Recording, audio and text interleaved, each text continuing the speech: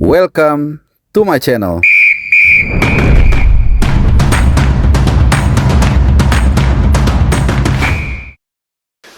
Halo, selamat datang di channel Bung Harpa dan juga selamat datang di Kota Solo. Greetings untuk gue sendiri. Channel Bung Harpa akan hadir selama 3 hari 2 malam ini di Kota Solo.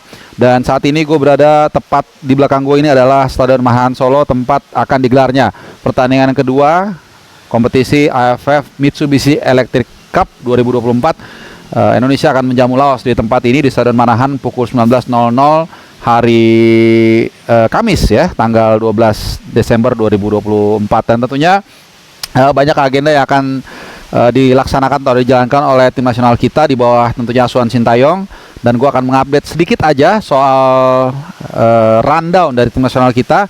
Saat ini gue berbicara jam 5.38 dijadwalkan tim nasional Indonesia akan take off dari Soekarno-Hatta Airport setelah terbang dari Yangon, Myanmar, dan dijadwalkan akan tiba di Bandara Adi Sumarmo pukul 18.50 waktu Indonesia Barat atau jam 7 kurang 10 malam waktu Indonesia Barat. Jadi kita akan sambut mereka, kita akan tunggu.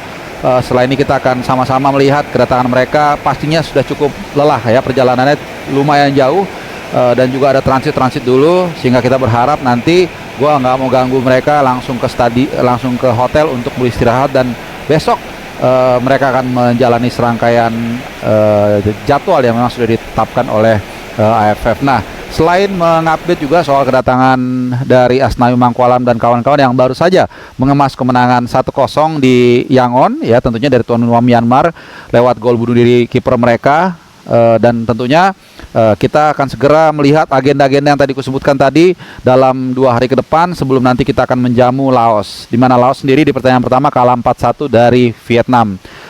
Pertandingan yang tentunya wajib kita menangkan. Ada tiga pertandingan tersisa setelah menghadapi Laos. Lalu nanti kita akan terbang ke Vietnam, ke Putong untuk menghadapi tim kuat dari grup B yaitu Vietnam. Dan untuk selanjutnya tanggal 21 atau selang 11 hari dari sekarang, di belakang gua ini akan kembali digelar pertandingan terakhir, pertandingan pamungkas dari grup B menjamu Filipina. Dan tentunya kita berharap bisa memenangkan semua pertandingan supaya kita bisa memastikan menjadi juara grup B dan berupaya juga untuk menghindari Thailand di semifinal. Bukan kita takut, tapi kita juga realistis karena Thailand menampilkan beberapa pemain senior dikombinasikan dengan pemain muda yang tentunya kita sudah lihat bagaimana cara mereka meremukkan tim Timor Leste dengan skor tidak tanggung-tanggung, bukan 5, bukan 6, bukan 7, tapi 10-0. Nah, gue mau ngupdate untuk agenda tim nasional Indonesia ya. Malam ini tentunya mereka akan istirahat, tidak ada recovery sama sekali karena mereka baru saja atau sedang melakukan perjalanan yang cukup melelahkan. Jadi besok itu agendanya dijadwalkan akan ada konferensi pers. Indonesia itu kedua. Jadi pertama itu akan dilangsungkan atau dilakukan oleh tim Laos. Ya, Laos duluan. Laos itu pukul 18.00. Jadi jam 18.00 waktu Indonesia Barat atau 6 sore besok. Dilanjutkan Indonesia itu jam 19.30 waktu Indonesia Barat. Dan tentunya Sintayong akan memilih salah satu punggawa dari tim nasional Indonesia yang akan menemaninya.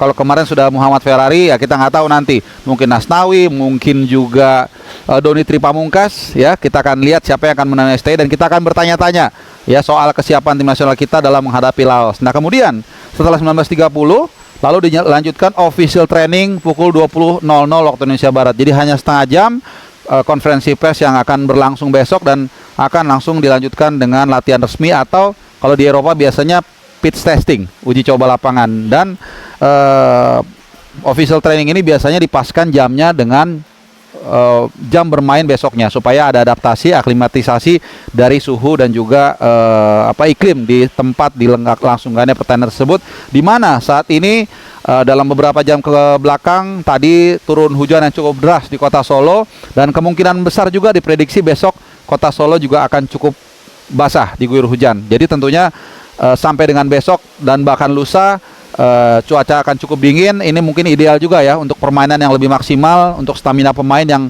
cukup terkuras karena main hanya selang waktu berapa? 3 hari ya, 3 hari kotor, belum lagi perjalanan dan lain-lain. Jadi hanya 2 hari bersih waktu istirahat yang didapatkan oleh tim nasional Garuda kita. Oleh karena itu latihan official training besok itu sangat penting bukan hanya untuk mengembalikan kebugaran dari para pemain yang kemarin sudah tampil habis-habisan, tapi juga untuk bisa menyesuaikan dengan cuaca tempat dilangsungkannya pertandingan kali ini.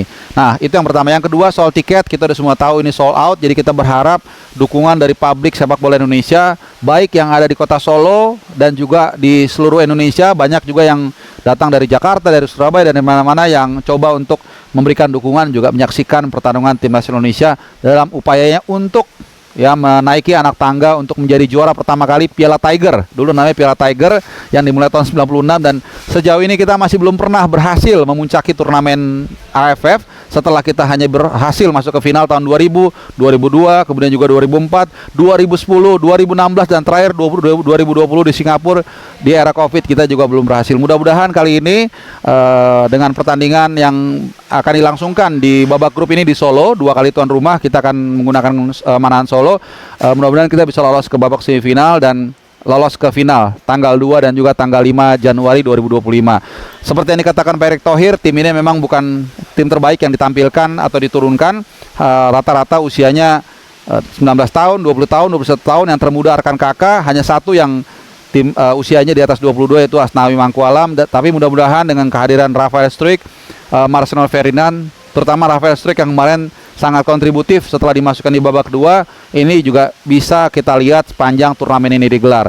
Tidak mudah memang karena Vietnam tampil dengan kekuatan terbaiknya, demikian juga Thailand mengkombinasikan antara pemain muda dan juga pemain yang senior, tapi tidak ada yang tidak mungkin. Ya, Sintayong selalu berhasil keluar dari jepitan ketika terpaksa atau ketika berada di ujung tanduk, dan tentunya ini adalah trofi yang juga kita tunggu-tunggu. Meskipun sekali lagi ada baiknya juga kita sedikit menyesuaikan kembali, mereshuffle kembali ekspektasi kita agar tidak terlalu tinggi, mengingat pemain yang diturunkan ini memang bukan yang terbaik. Yang terpenting adalah bagaimana nanti tanggal 20 Maret kita bisa terbang ke Sydney, ya mungkin ramai-ramai untuk bisa mendukung Merah Putih melangkah setinggi mungkin di kualifikasi Piala Dunia round 3, dan sama-sama kita bisa melihat Garuda terbang tinggi di atas langit Kanada, Amerika Serikat, dan juga Meksiko tahun 2026 atau 1,5 tahun dari sekarang. Nah, tapi untuk saat ini kita fokus dulu untuk meliput, untuk mengupdate dari jantung timnas Indonesia di kejuaraan AFF Mitsubishi Electric Cup 2024. Ya, kita tidak tahu sejauh mana Garuda akan terbang tinggi. Yang pasti kita dukung terus. Di pertandingan pertama memang belum mulus, belum maksimal. Ya, banyak kesalahan-kesalahan, banyak catatan-catatan yang harus diperbaiki oleh Sintayong, tapi kita dukung sama-sama. Kalau ada yang kurang kita koreksi, dan juga tentunya besok kita akan korek ya persiapan dan suasana tim nasional Indonesia setelah melakukan away yang cukup menantang di Myanmar dengan segala situasi dalam kondisi darurat militer, ya kurang lebih seperti itu yang sempat disampaikan juga oleh rekan gua Vino Hanafi yang juga tur atau away ke Myanmar. Nah, teman-teman semua, itu sedikit aja update dari gua langsung dari kota Solo, Manahan. Kita akan lihat bagaimana situasi dari persiapan timnas Indonesia besok di official training, dan juga tentunya hari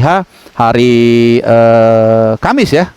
Hari Kamis jam 19.00 di tempat ini kita akan bertarung menghadapi Laos. Mudah-mudahan kita bisa menang, dan kalau bisa menang dengan skor besar. Dan yang terpenting adalah para pemain, baik yang muda, baik yang sudah menuju ke tim nasional senior seperti Muhammad Faridi dan lain, bisa menunjukkan yang terbaik di turnamen kali ini. Terima kasih teman-teman atas perhatiannya. Sampai nanti dan bye-bye.